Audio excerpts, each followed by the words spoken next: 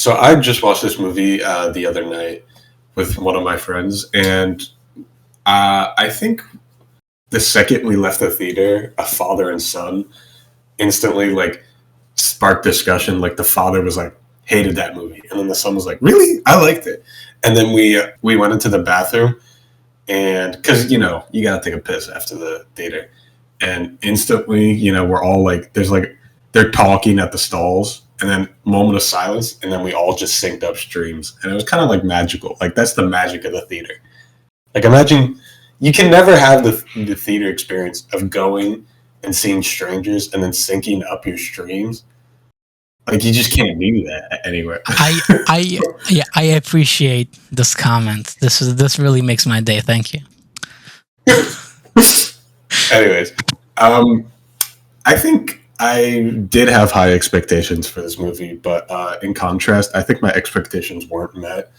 I think I love Parasite so much. I need to rewatch Snowpiercer. I haven't seen it in a while. I've seen it, but just like I don't really remember everything from it, except that it was Chris Evans' best performance.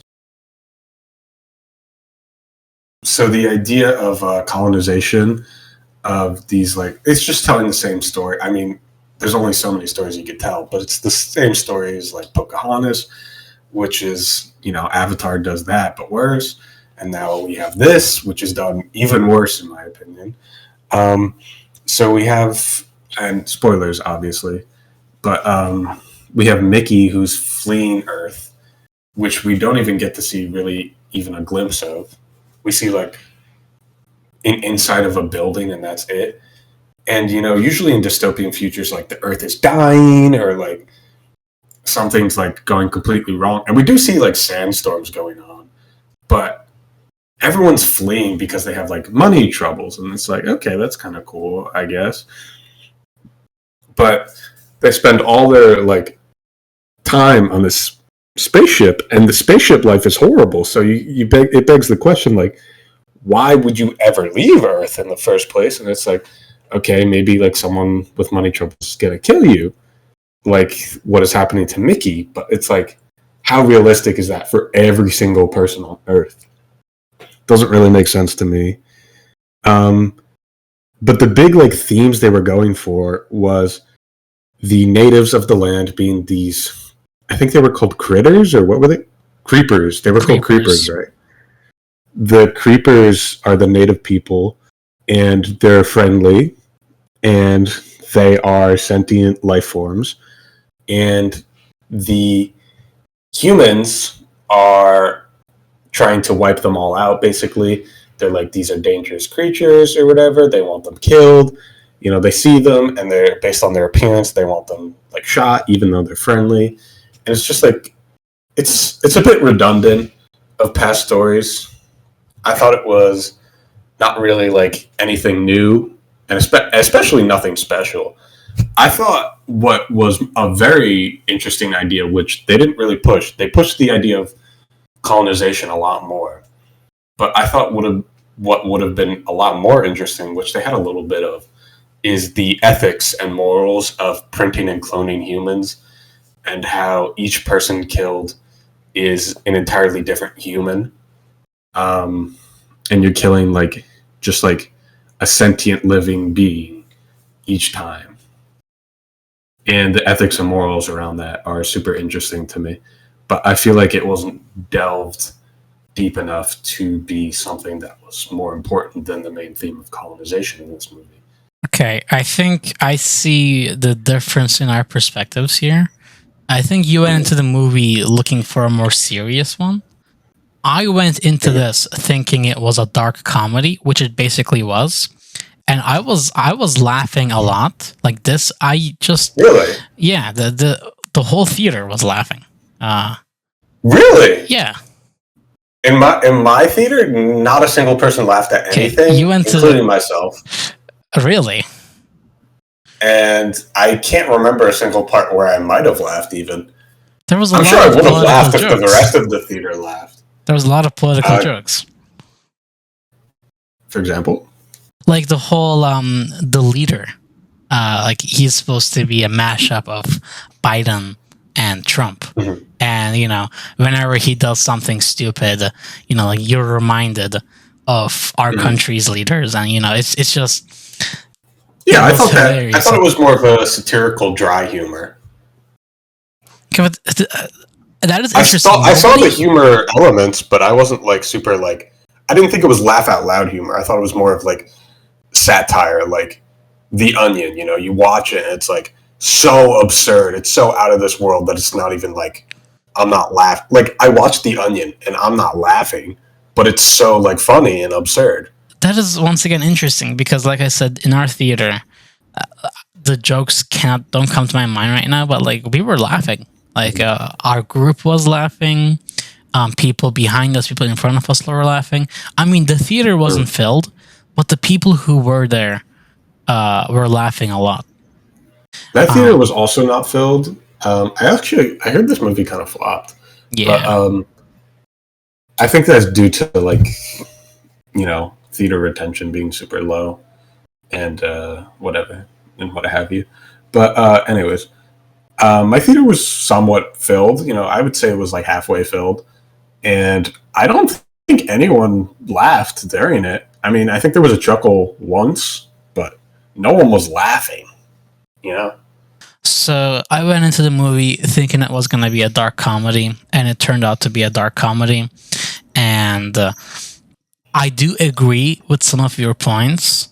Like, I think if it focused more on the more serious topics, it could have, again, been a different movie, but I think it could have been very good regardless.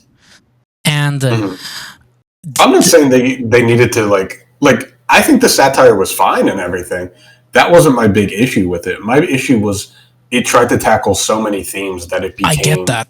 Incoherent. Here, and I'll mention something about that. Like the other girl, I think her name was Kai. The whole Kai plot went nowhere. That was stupid. Yeah. I thought that at first I thought the main girl was like, oh, she's just in it for the physical sex or whatever, and then he's gonna have an emotional attachment with the other girl, but then it just goes nowhere, and then it turns out the main girl is actually like she really loves him regardless of everything. I was so confused. And then you also have the Timo plot with Steven Yeun, and that was sort of like didn't really do anything at all. And then you also have the theme. There's a theme of colonization. There's a theme of ethics around the morality of a human printer. And then there's the themes of guilt. Mickey has this long-running guilt that he has to overcome. So we have like three main core themes running all at the same time. And I think they tried to tackle too much, and I don't think they did any of them particularly well. I thought there were some interesting ideas going for them, but I don't think they did any. Oh, they also have the theme of a class system. We see Mark Ruffalo's character. God forbid I remember his name. Sorry, Kenneth something. And I'll talk about. I know him as Mark Ruffalo because they casted so many notoriety characters in this movie that it was like I'm completely drawn out of the world. We got Steven Yeun, Mark Ruffalo, the mother from Hereditary, and Robert Pattinson. And I'm sure there's other actors that I don't even know that are like super famous, like the girlfriend in Kai or something. But it's just like the actors in this movie. Why? I think Parasite, the magic of Parasite is I didn't see those actors ever before, and they put on such monumental performances that it was like insane. I know them as those characters and those characters alone. And then I would go watch this movie and I'm like, I've seen Robert Pattinson in like 5 things in the past like 2 years. I've seen Steven Yeun in like 10 different things in the past 5 years. I've seen these people in so many roles. I've seen Mark Ruffalo in like 10 different movies in the past like 5 minutes. It gets to a point where it's like a bit absurd to cast all these big names. And I get the draw of like going to see a movie for the big names, but no one went to see this movie for them. They were going to see it for the director. You have the Oscar-winning director behind you. Why do you need these big name actors. You don't is the answer. And I think one big name actor like Robert Pattinson, sure, that's fine.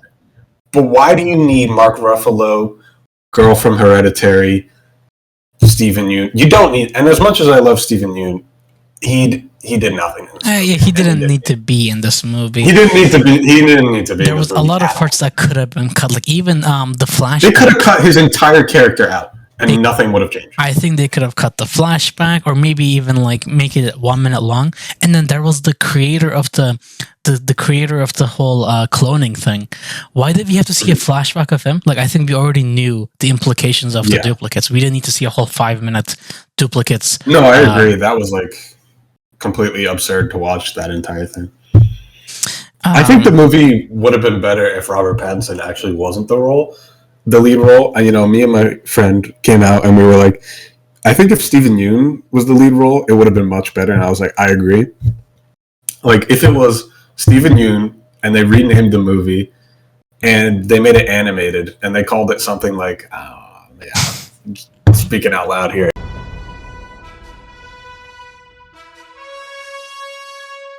And then it was like, you know, a bunch of Stephen Yeun's, like 17 of them. And then, you know, we have that going on. That would have been much more interesting to watch, in my opinion. And especially when at the end, Keegan comes on screen and he's like, "Get ready for my arrival, worm." That would be epic. Was that not his name? What's his name? Kenneth? Kenneth. No. It's the Walking Dead character. Oh, Negan. Or Jeffrey Dean Morgan, which is his actor. I agree with a lot of what you said, but for me, I guess, like I said before, because of the difference in perspectives, I was just captured by the humor, and I just really like that. But like I said, I see where you're coming from. I would give this movie personally a 7 or 8 out of 10. I think.